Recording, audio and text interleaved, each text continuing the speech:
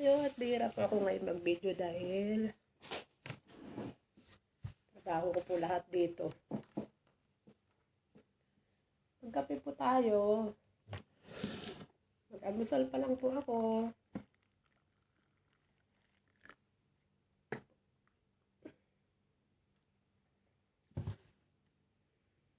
Yan, mag-almusal muna tayo bago tayo ay magtrabaho na naman.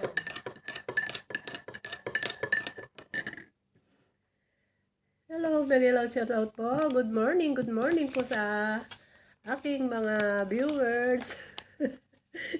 Kala mo naman totoo. Good morning po. Sa mga hindi pa nakasubscribe po, pindutin lang po ang subscribe button at ito ang notification at lagi po tayo updated sa mga upload kong mga video everyday.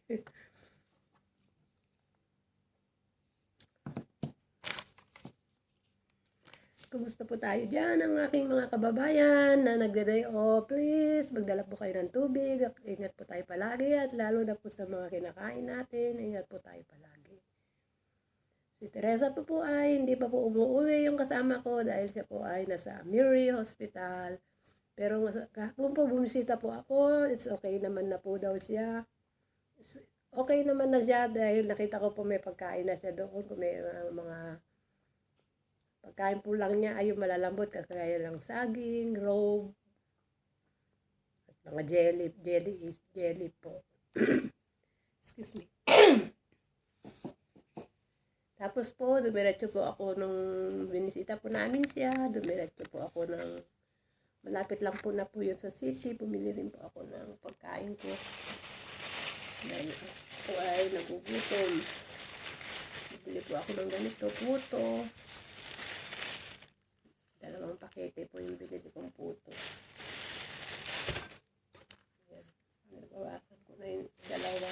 Tapos, ito po, almusal ko ngayon. Bumili po ako ng siopaw. Siopaw ko, no. Mamaya po ay mag-almusal muna ako ngayon. Tapos po ay umpisa na naman po ako maglinis. Sinisipon din po ako. Sa totoo lang po, sa ngayon po ay trabaho ko po lahat. Hindi ko pa po alam dahil dumating na po yung madam ko. Hindi ko pa po alam kung may bisita o wala. Sana naman ay wala. Namamalandya po ako.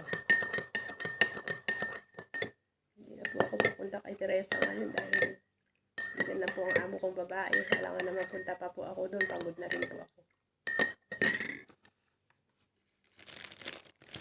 Mag-almusal po tayo. Ito po, bumili ako ng siopaw. Almusal ko po ito. Ayoko po ng kanin. Ayoko rin po magkain ng tinapay. Ito na lang po ang aking almusalin. Pagkatapos ko pong maglinis, magluluto na rin po ako sa kusina. At tapos po magluto, maglilinis na naman po ako doon sa taas. Kasi po, uunahin ko muna mag-almusal. Pagkapos sa almusal, linis dyan sa baba. Linis ng mga hamam, yung mga banyo po nila. Tapos, magluluto na po ako. Pagkatapos po magluto, aakyat naman po ako sa taas. Lilinisin ko po yung kwarto ng mga amo. Dahil wala po si Teresa dito. Laban lang po. Kayang-kaya po yan. Bahala na kung ano sabihin nila sa paglinis ko eh. Diba? Joke lang. Okay po, bye-bye po. Ingat po tayo palagi. Shout out na lang sa aking channel, Honey Bang Vlog. At mamaya po ay kita-kits po tayo sa aking mahiwagang kusina. Ayan po, may mga tinapay na po ako ngayon. Pinabili ko po ito kahapon sa driver. Bumili ako ng puto, kape. Namimiss ko naman po si Teresa dito. Pagka ganitong oras ay kumakain kami dalawa. Pero sa awa ng Panginoon po, handula po ay okay na po siya. Hindi kagaya ng mga nakaraang araw, halos maiiyak din po ako sa itsura niya. para siyang hindi ko maintindihan. Parang naalala ko rin po yung na-hospital po ako na halos wala ko pupunta. Halos na, naalala ko po yung mga magulang ko na namatay na pero nagpakita po sila sa akin. Sabi ko, wag niyo muna akong kunin at marami pa akong obligasyon sa mga kapatid ko, apo at pamangkin. Salamat po ako sa Panginoon at hindi po niya ako pababayaan. Nawa po sa araw-araw kong trabaho, huwag mo niya akong pabayaan. Tayong lahat dito nagtrabaho sa ibang bansa na malayo sa mga mahal natin sa buhay. Okay po, bye-bye po. Salamat po and Jesus love you po and Jesus love us. Please subscribe my channel, Honey Bang Vlog. Bye-bye po. I love you and God bless.